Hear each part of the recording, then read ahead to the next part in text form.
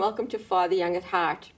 On today's program, we're going to be focusing on vision issues where our seniors are concerned. Our guest today is Andrea Schein from the Mass Commission for the Blind. And as you can see from the table here, we have a wealth of equipment to look at. And I'm sure she's going to be sharing it with us. Andrea, thank you so much for coming today. My pleasure. I would like us to, first of all, tell us a little bit about blindness in general and low vision in general. Well, especially for seniors, everybody's vision changes as they get older. Starting at about 40, you have to hold things farther away to read. Okay. People have more difficulty adapting to light, so when you walk into a dark theater, it takes a little longer to get used to that. People have difficulty telling similar colors like navy blue and black. Those are all kind of normal changes that happen to everybody. But a lot of seniors have more serious problems with their eyes. In fact, at the Massachusetts Commission for the Blind, we know of about 38,000 people in the state who are legally blind. And Massachusetts? Yeah, just in Massachusetts. Okay. But of that group, 2/3 are over 65. So serious vision problems happen more among seniors. Okay. Could you talk a little bit about the types of blindness that there are? Macular degeneration would be one, but could you go into a little bit about the different types of vision problems? There are 4 main types of vision problems that affect seniors more than younger people, and those are macular degeneration, glaucoma, cataracts, and diabetic eye disease. So seniors are at higher risk for those 4. What people don't realize is that for most seniors that we call legally blind, they still have some usable vision. And what vision they have depends in part on how they lost their vision. So I'll show you these pictures. This is a picture of 2 boys, the way it would look to someone with normal vision. You could see the whole picture. You could see their faces and the balls and the fence behind them. For people who have macular degeneration, they lose vision right in the center. So for someone with macular degeneration, they might be able to see the balls but not see the boys' faces. This is the leading cause of vision loss among seniors. Macular degeneration is the leading cause. Yeah. And they say if you're 50, you have maybe a 2% chance of a doctor seeing some signs of macular degeneration. By the time you're 70, it's up to 30%. So we're talking about a major public health problem. People are more likely to get macular degeneration as they get older, women more than men. Statistically, more women than men. Yes. That's interesting, okay. And there's a lot of research going on. Most of the risk factors are things that you can't control. The one big thing that you can control is smoking, because you're up to 7 times more likely to get macular degeneration if you're a smoker. It's one more reason not to smoke. So anyway, people often don't understand what it means to have vision loss right in the center. I heard this story about a guy whose son came home from college and he said, Dad, how come you're telling me that my shoes are untied and you didn't notice that I'd grown a beard? Well, his father couldn't see right in the middle, but he still had some peripheral vision. The second one is glaucoma, which is kind of like the opposite of macular degeneration because you lose vision around the edges, peripheral vision. Glaucoma is very sneaky because I have good peripheral vision almost all the way to the side, and I could lose a lot of that and still not know it because I'm looking straight ahead and I just move my eyes more and my head more to compensate. And any vision that I've lost to glaucoma is lost for good. There's nothing you could do. So the trick is to catch it early, because if you catch it early, there are a lot of treatments for different kinds of glaucoma. The way you catch it early is by measuring the eye pressure inside your eye, because that's associated with glaucoma. And doctors do that either with the air puff test, or that blue light test where they touch your eye a little bit.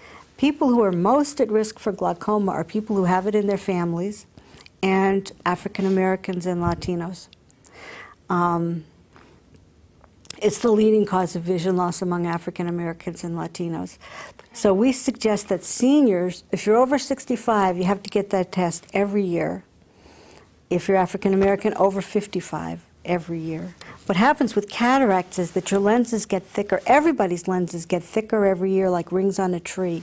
And as they get thicker, they can get kind of more rigid and harder to see through.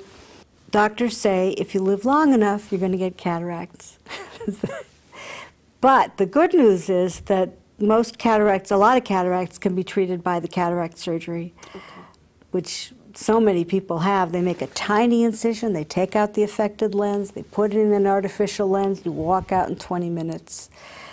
It's the most commonly performed surgery in the United States. More people get cataract surgery than any kind of other kind of surgery, and it has a pretty high success rate. All right, then.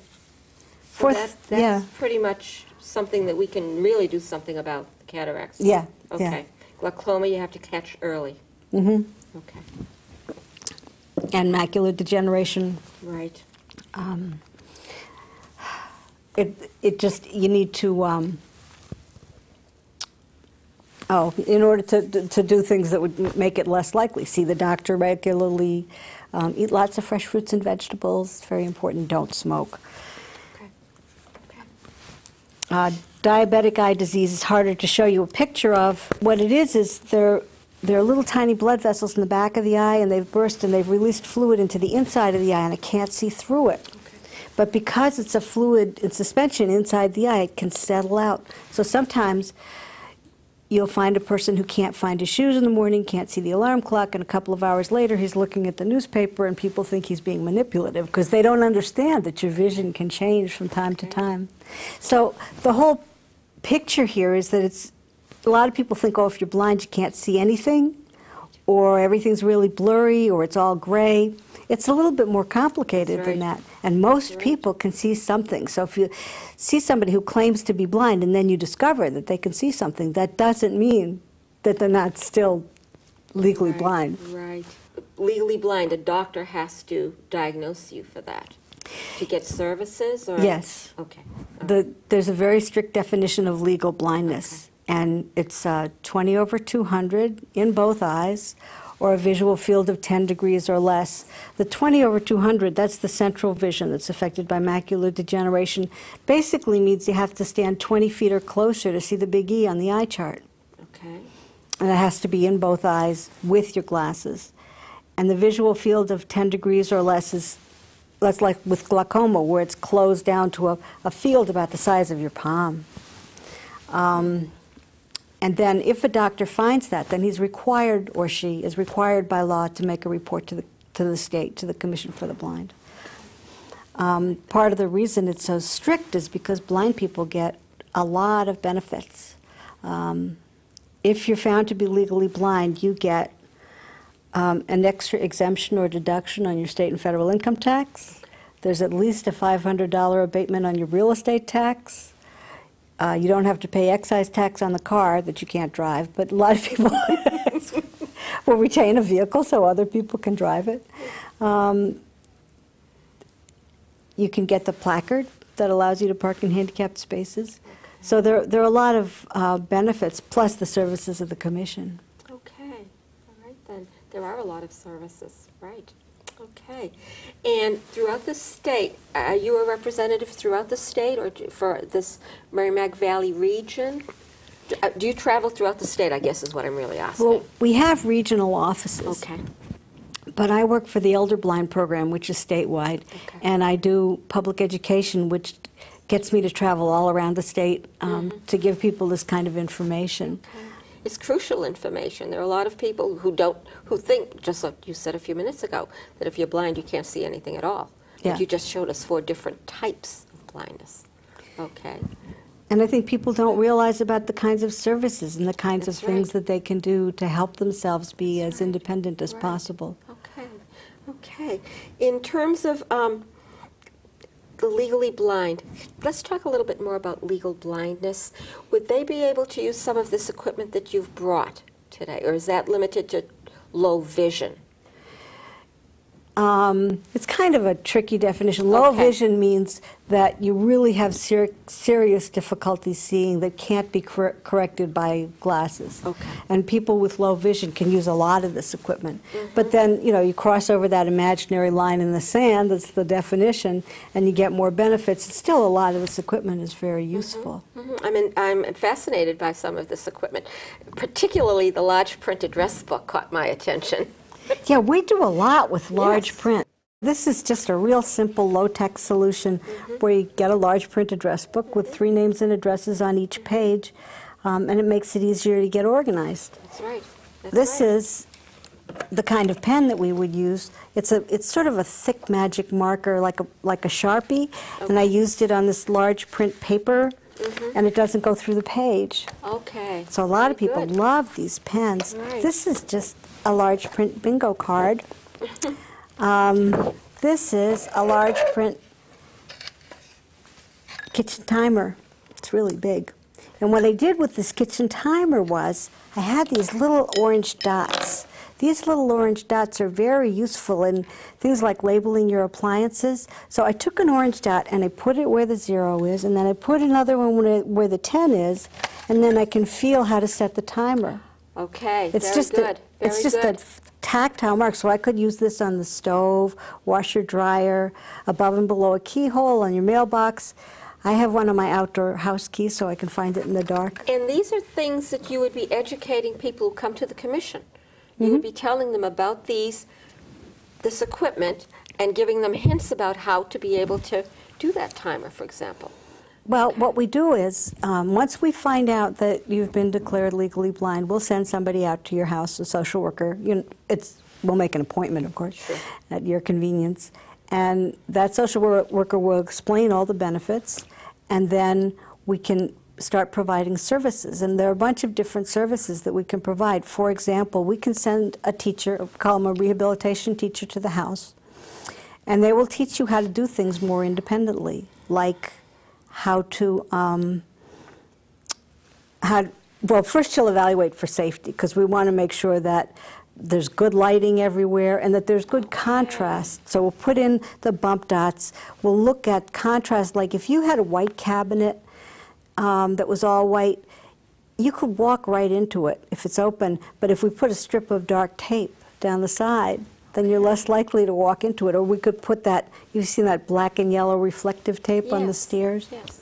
So we look for lighting and contrast, and then we start, and then the rehabilitation teacher can start teaching you how to do things more independently. For example, this is one of my favorites.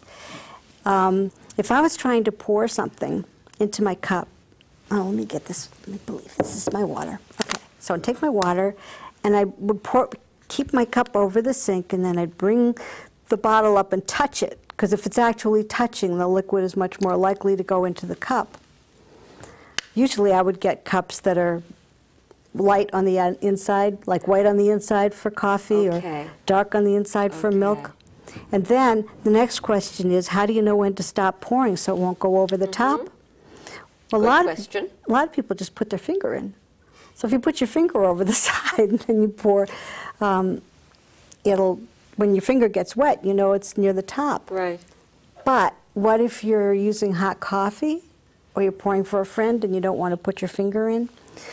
This is a device called a liquid level indicator, or say when. It's easier. It's a say when. Okay. So it's a little battery with prongs, and I put it over the side like that. And then when the liquid gets up to the level of the prongs, it's going to make a sound to tell me to stop pouring. Okay. Very cheerful. Yes, it is a very cheerful sound. I don't know that you'd want to hear it all day, Yes. but that's very helpful.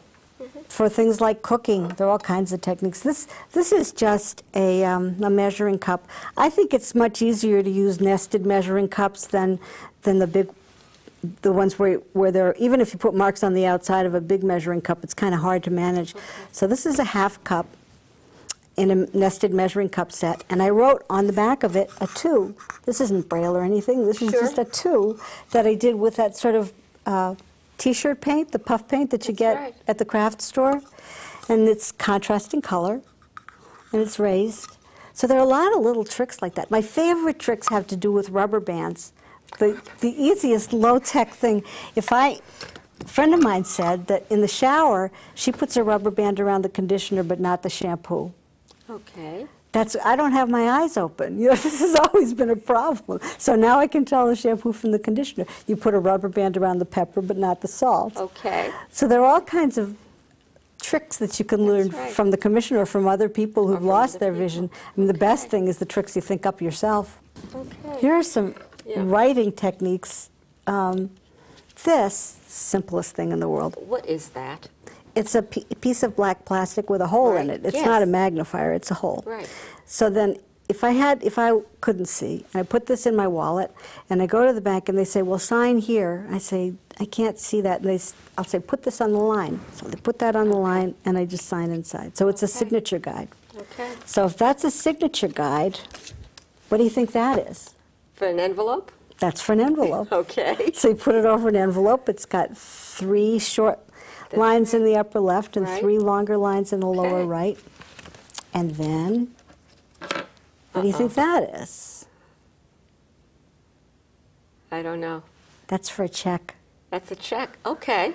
Can you see it now? Now I can see So there's a big space on the bottom for your signature, and a little space for the date, and 2 lines to write in. Okay.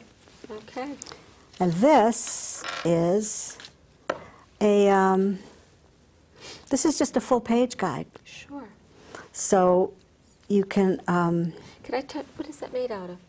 Oh, It's just a heavy black plastic. Yeah. And this is handy for things like writing a list.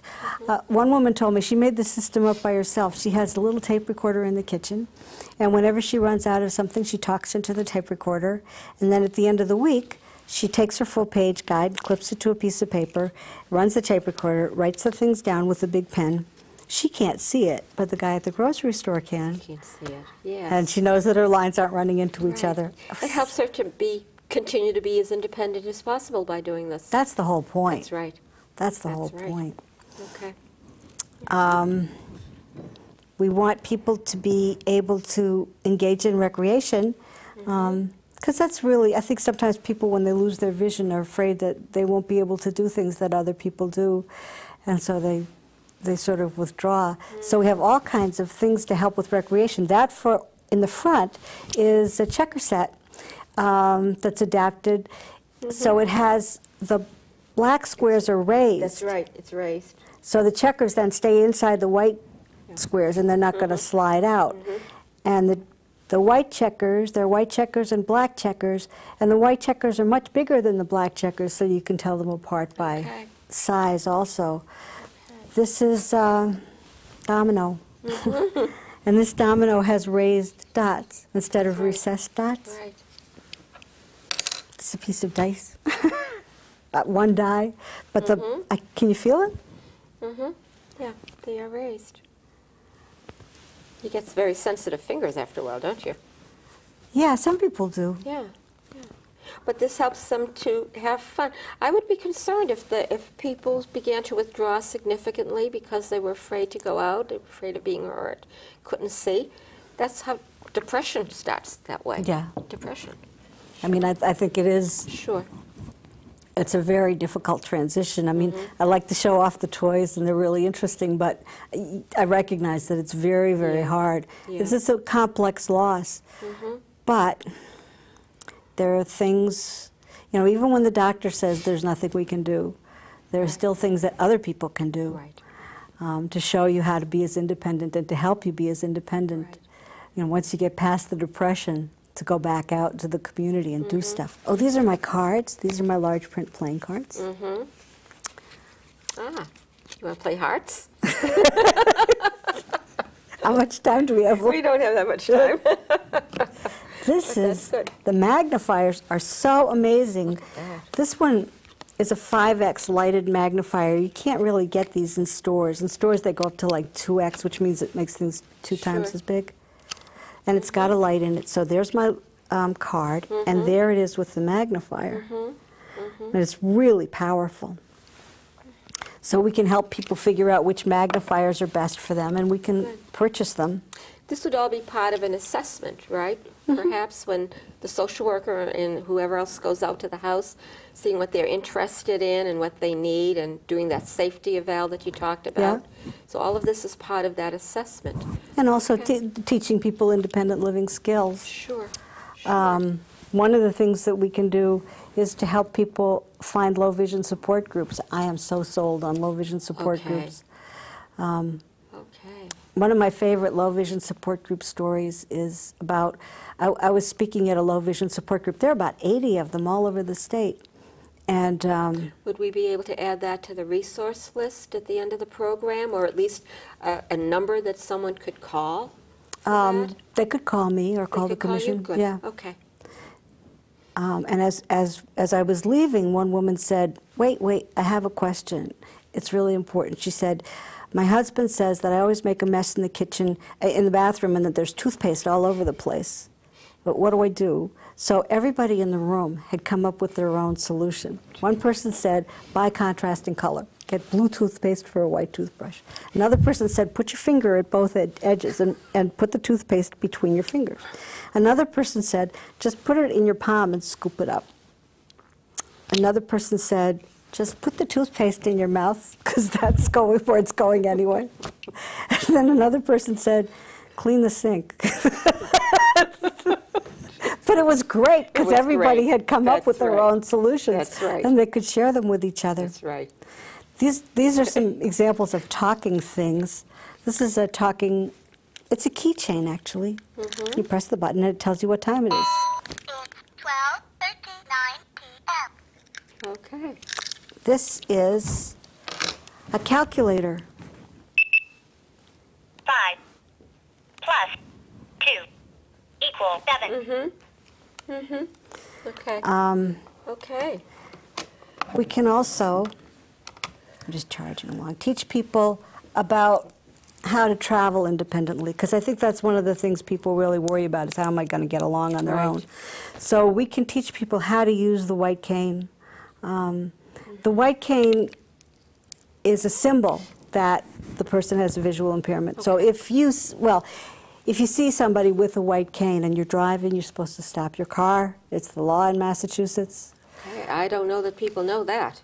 No, they don't know that. Okay. We need to do a lot of public education about that. But it is going to be showing up on the tests for new drivers, and it is going to be included now in the curriculum at for driver's ed. And so bit by bit, we're getting the word out. Now, this is a folding white cane. You've probably seen the long white canes that totally blind people use to find obstacles. Well, somebody who's not totally blind might use this kind of cane. This is a folding support cane. And if I had macular degeneration, I could probably see a fire hydrant or see a curb, and I'm not likely to walk into something. But when I get to the corner and I want to tell the cars that I'm legally blind, I just take this out of my bag. I just take this out, easy as pie, and open it up. I have a white cane. And there are all kinds of and this is also a support cane. And there are all kinds of techniques you can use with this cane, like if you're coming to a corner, coming to a curb, this will tell you how far down the step is. Okay. Okay. So you've all seen guide dogs. I just want to talk about them for a talk minute. about guide dogs a little bit. This is my guide dog. His name is Ellis. What's his name? Ellis. Ellis, okay. So if you see a blind person with a guide dog, you're not supposed to pet the dog. Right. You're not supposed to talk to the dog. The dog is working. 1 minute. Yeah. 1 minute? Okay. Okay. And the blind person will say, don't touch this dog, it's a working dog. Or they might just take the harness off. And Who takes the harness off? The blind person. Okay. Once the harness is off, the dog knows that it's not a working dog anymore. It's a regular dog. And then it can be petted. Okay. Oh, that is interesting. Which leads me, Ellis, poor Ellis, which leads me to my final. So could I pet Ellis now? Oh, yes. He doesn't here. have the harness on. Yes, you can pet Ellis now. How old is Ellis, by the way? How long have you had this one? Less than a year. Less than a year. Just a relative, He's a pup. Yeah, he's a puppy. A pup. He's just learning. Okay, he's just learning. Okay, he's still in school. Okay. What are some of the things, as we begin to wind down, what are some of the behaviors that you would like so-called ordinary everyday people to know about when they meet someone who is blind or visually impaired? How would they approach the blind person? What would they say or not say?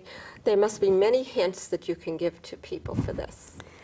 Well, the first big hint is that when you meet somebody who's blind, especially somebody you know, say hello and say what your name is. Because some people think that blind people have this magical ability to judge from the way you talk or the way you move or something who you are, and actually they can't see very well. So for most people it's kind of a problem, and it's frustrating to not know who you're talking to. Or sometimes sighted people will say, "Hi, you know who this is." Oh, you know, gosh, yes. Come on, tell me. It's sort of the guessing game. Okay. So tell people who you are. Tell them when you leave them. If you walk away, be sure to tell them so they won't be talking to the wall. Ask people if they need help. That's the big number one. Okay, don't offer to help. Ask first. Yes. Okay, ask yes. first. Certainly Okay. don't grab anybody and leave them Okay. across the street. I know blind people who've been waiting for buses and been led across the street. So you have to ask first. Sometimes people mean well, but they don't know how to help. So this is good information for people to have. Yeah, You I know? think that it's You know? it's helpful for everybody to know Sure. something about this kind of stuff. Sure, sure. As we begin to close, what might be the one or two points? You probably have more than that, but try to summarize. What might be the one or two points that you really want people to go away with after watching this program and hearing you today? What would you want them to take with them? Well, one of the big points is the misunderstanding about blind people not being able to see at all. Okay. Most blind people can see something. And a lot of blind people are capable of doing a lot of stuff. You can't assume that because they're blind they can't hear and you yell at them, or that they're not capable of doing things. You have to ask people if they need help. Sometimes people think that they can't live on, that a blind person can't live on their own either. And sometimes they can. Oh yeah, They can have half their the own people in my apartment. Sure, half the people sure. in my office are Right, blind, and they all right. use the computer. Right. With That's- the there you computer go. talks to them. But yeah. that's the stereotype that I think you were hinting at earlier, the stereotype that's out there. And you have to go out and find out what the services are, and you can live on your And own. you can live on your own. independent. Yes. Well, yeah. Okay. Okay, I want to thank you so much for coming today. And it's too bad we couldn't play a game of checkers or a game of hearts, but maybe another time. Sure. Another time. Thank you again, Andrea. Thank Welcome. you so much.